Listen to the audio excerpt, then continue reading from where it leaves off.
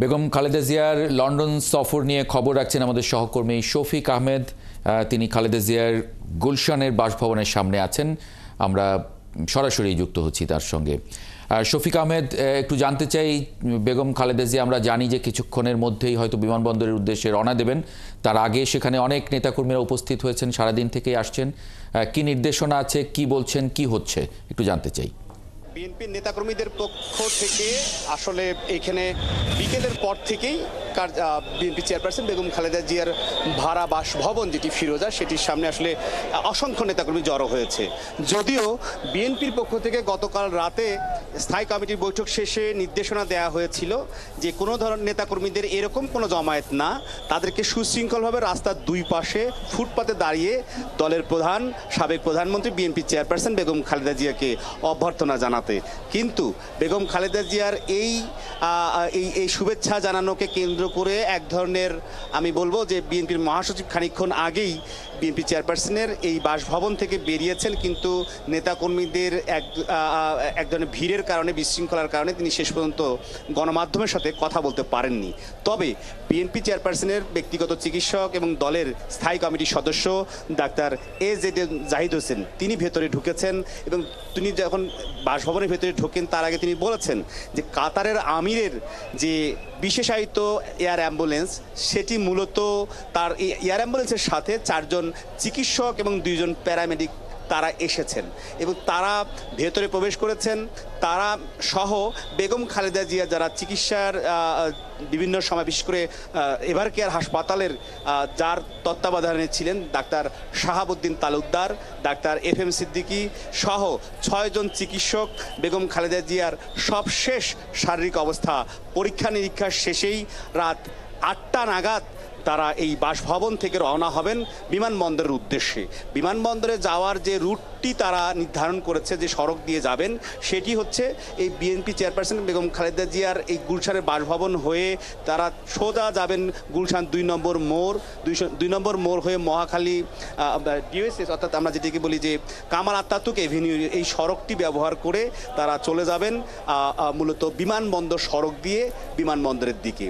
এই পুরো সড়ক জুড়ে নেতাকর্মীদের অবস্থান, আমরা আমাদের সহকর্মীরা আছেন সেখানে, তাদের মাধ্যমে আমরা বিকেল থেকে জানতে পারছি যে তার অসংখ্য নেতাকর্মী সেখানে দাঁড়িয়েছেন। এ তো গেল নেতাকর্মীদের উপস্থিতি বা শৃঙ্খলা বিশৃঙ্খলা যে পরিস্থিতি হোক, এবং আইন শৃঙ্খলা বাহিনী সেই বিশৃঙ্খলাকে এক ধরনের সুশৃঙ্খল করার জন্য তারা চেষ্টা করছেন, তাদের চেষ্টা অব্যাহত রয়েছে। তবে বাসার ভেতরে আমরা সকাল থেকে দেখেছি যে নানান ধরনের প্রস্তুতি চলছে, অর্থাৎ সেই প্রস্তুতিটা এরকম যে বেগম খালেদা জিয়ার সাথে লন্ডনে যারা যাচ্ছেন, যে 23 জন যাবেন, সেই 23 জনের মধ্যে শেষ পর্যন্ত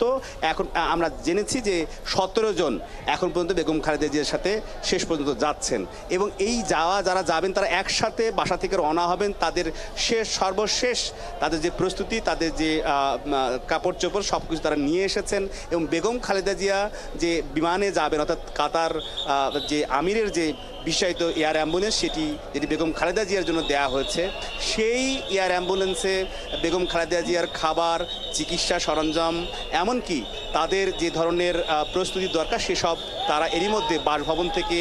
নিয়ে রওনা হয়েছেন এয়ারপোর্টে, বিমানবন্দরে গিয়ে যেটি বিশেষায়িত সেই এয়ার অ্যাম্বুলেন্সে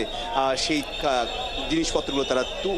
তুলবেন। এবং বিএনপি চেয়ারপারসনের এই আজকের যে তার এই যাওয়ার যে ঘটনা প্রবাহ, সেটি মাহবুব হাসান আপনি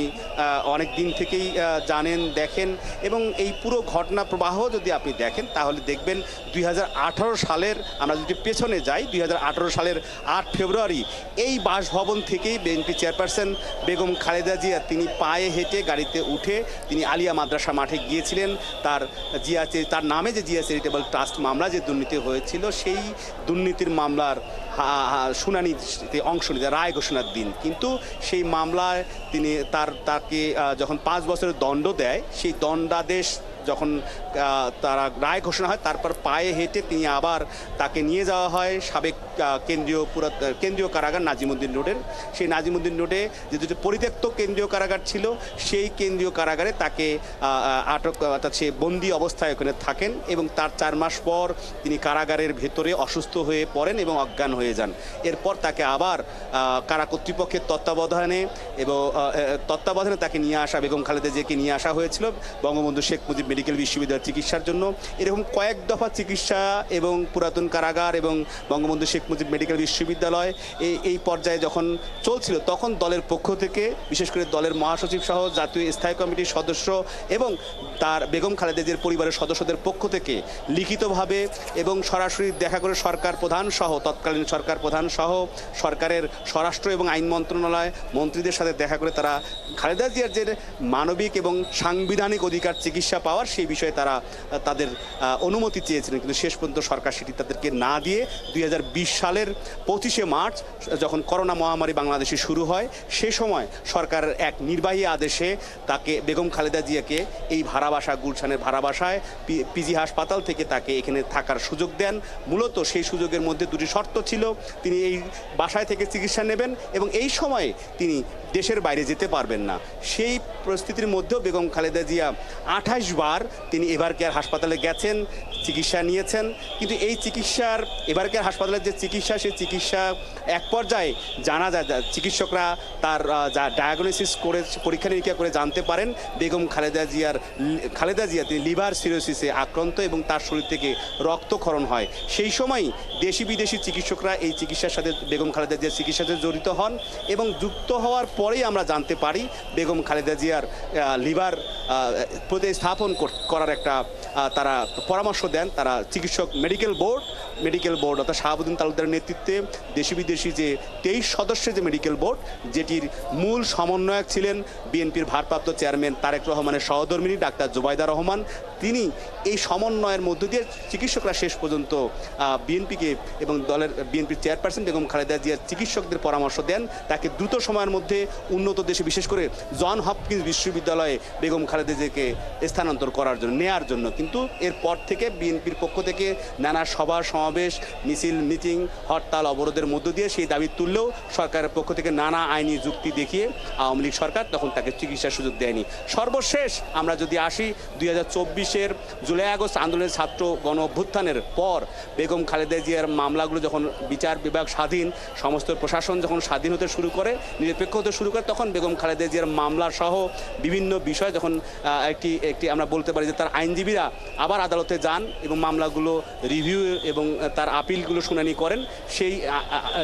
আইনজীবীদের মামলা রিভিউর পর অর্থাৎ উচ্চ আদালত থেকে বেগম খালেদা জিয়া তার জিয়া চ্যারিটেবল ট্রাস্ট এবং জিয়া অরফানেজ ট্রাস্ট, এই দুটি মামলা থেকে প্রথম তিনি খালাস পান, নির্দোষ প্রমাণিত হন। এবং এছাড়াও বেগম খালেদা জিয়ার নামে বিভিন্ন সময় 34টি মামলা হয়েছিল, সেই মামলাগুলো থেকেও তিনি একে একে মুক্তি পান, অর্থাৎ তিনি বেকসুর খালাস পান। এই বেকসুর খালাস পাওয়ার পরেই এখন বেগম খালেদা জিয়া তিনি একেবারে মুক্ত একজন মানুষ, অর্থাৎ সাবেক প্রধানমন্ত্রী, বিরোধী দলীয় নেতা এবং বিএনপি চেয়ারপারসন। তিনি আইনগতভাবে দেশের বাইরে বা দেশের যে কোথাও যাওয়ার জন্য তার যে ধরনের বাধা বিপত্তি ছিল অতীতে, সেটি তার আইনগতভাবে তিনি মুক্ত। এবং আজকের এই যাওয়াকে কেন্দ্র করে আর 1 ঘন্টা পরেই যেহেতু বেগম খালেদা জিয়া রওনা হবেন বাসা থেকে, এই যাওয়াকে কেন্দ্র করে অন্তর্বর্তীকালীন সরকারের পক্ষ থেকেও সর্বাত্মক সহযোগিতা করা হয়েছে এবং সেটি বারবার সরকারের পক্ষ থেকেও পরিষ্কার করে অন্তর্বর্তী সরকার বলেছে। এবং বিশেষ করে গতকাল আমরা আইন উপদেষ্টার ডক্টর আসিফ নজরুল তার ভেরিফাইড ফেসবুকে তিনি লিখেছেন, তিনি নিজে এসেছিলেন বেগম খালেদা জিয়ার সাথে দেখা করতে এবং তিনি লিখেছেন যে বেগম খালেদা জিয়া দ্রুত সময়ের মধ্যে চিকিৎসা নিয়ে তিনি সুস্থ হয়ে আবার দেশে ফিরবেন এবং সার্বিক যে সরকারের পক্ষ থেকে, রাষ্ট্রের পক্ষ থেকে যে ধরনের ব্যবস্থাপনা দরকার, সেটি অন্তর্বর্তী সরকার এখন পর্যন্ত তা করে যাচ্ছে এবং শেষ পর্যন্ত করে যাবে। এবং বিএনপির পক্ষ থেকে বলা হয়েছে, বিএনপি চেয়ারপারসন বেগম খালেদা জিয়া এই ঢাকা এয়ারপোর্ট থেকে রওনা হয়ে সোজা হিথ্রো এয়ারপোর্টে গিয়ে তিনি নামবেন। হিথ্রো এয়ারপোর্টে বিএনপির ভারপ্রাপ্ত চেয়ারম্যান এবং বেগম খালেদা জিয়ার বড় ছেলে তারেক রহমান, তিনি এবং তার পরিবারের সদস্যরা সহ লন্ডনে অবস্থিত লন্ডনের বিএনপি যারা নেতাকর্মী রয়েছে তাকে অর্থাৎ তারা হিথ্রো বিমানবন্দরে বেগম খালেদা জিয়াকে অভ্যর্থনা জানানো অর্থাৎ গ্রহণ করার জন্য এটি তারা ব্যবস্থা গ্রহণ তারা প্রস্তুতি নিয়েছে এবং এই প্রস্তুতির মধ্য দিয়ে আমরা জানতে পেরেছি যে বেগম খালেদা জিয়া যেহেতু দীর্ঘ সময় ধরে বিমানে অবস্থান করবেন অর্থাৎ ঢাকা থেকে সোজা হিথ্রো এয়ারপোর্ট এবং হিথ্রো এয়ারপোর্টে যাওয়ার পর এই দীর্ঘ সময় তার ফ্লাই করার পরে তার শারীরিক অবস্থার পরিস্থিতি তার যেহেতু অনেকগুলো রোগে আক্রান্ত বেগম খালেদা জিয়া এবং যেহেতু তার বয়স এখনো ৭৯ বছর সে কারণেই বেগম খালেদা জিয়ার এই শারীরিক পরীক্ষা নিরীক্ষা হবে লন্ডন ক্লিনিকে। লন্ডন ক্লিনিকের পক্ষ থেকেও কর্তৃপক্ষ এবং আমাদের লন্ডনের সহকর্মী মাহফুজ আল মাসুম তিনি জানিয়েছেন যে লন্ডনের সেই ক্লিনিকও প্রস্তুত রয়েছে বেগম খালেদা জিয়ার প্রাথমিক পরীক্ষা নিরীক্ষা করার জন্য। মূলত প্রাথমিক পরীক্ষা নিরীক্ষা শেষে বেগম খালেদা জিয়াকে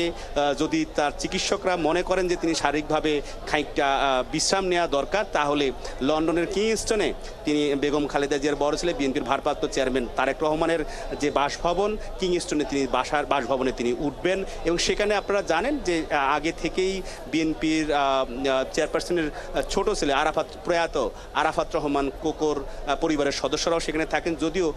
শর্মিলী আরাফাত রহমান কোকর সহধর্মী তিনি আজ বেগম খালেদা জিয়ার সাথে যাচ্ছেন এবং তার পরিবারের অন্য সদস্যরাও সেখানে আছেন সবাই পরিবারের সাথে ২০১৭ সালের পর ২০২৫ সালের এই আজকের দিনে অর্থাৎ আগামীকাল তাদের সাথে আবার দেখা হবে পরিবারের সাথে খানিকটা সময় কাটাবেন। এরপরে সিদ্ধান্ত হবে বেগম খালেদা জিয়ার মূল চিকিৎসা যুক্তরাজ্য থেকে যে যুক্তরাষ্ট্রে যাওয়ার যে বিষয় রয়েছে অর্থাৎ মেরিল্যান্ডে জন হপকিন্স বিশ্ববিদ্যালয় যেখানে বেগম খালেদা জিয়ার লিভার ট্রান্সপ্লান্ট সহ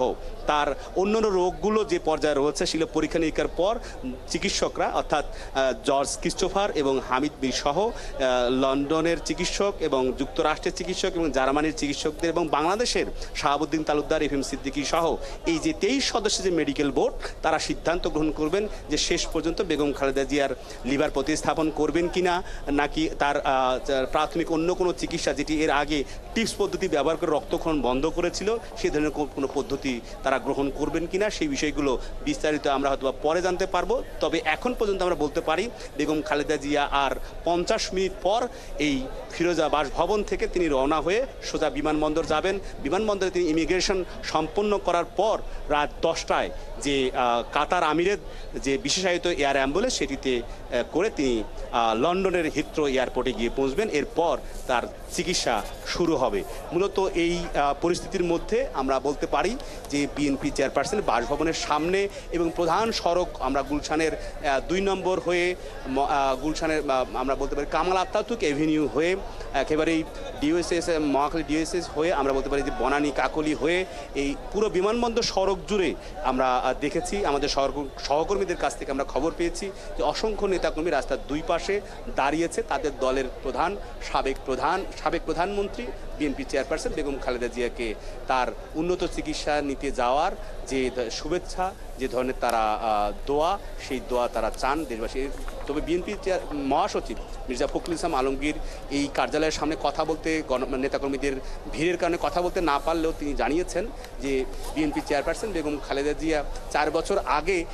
তাকে যদি তাদের দাবি সরকার মেনে নিত তাহলে হয়তো দ্রুত সময়ের মধ্যে তিনি চিকিৎসা সম্পন্ন করে দেশে সুস্থ হয়ে ফিরতে পারতেন। এখন তারা দেশবাসীর কাছে দোয়া চেয়েছেন গণমাধ্যমের মাধ্যমে বেগম খালেদা জিয়া তার সুস্থতার জন্য দেশবাসীর কাছে দোয়া চেয়েছেন। মাহু হাসান। জি, অনেক ধন্যবাদ শফিক আহমেদ। অনেক গুরুত্বপূর্ণ তথ্য আমরা জানলাম এবং আপনি শেষে যেরকম বলছিলেন যে দোয়া চেয়েছেন তার সুস্থতার জন্য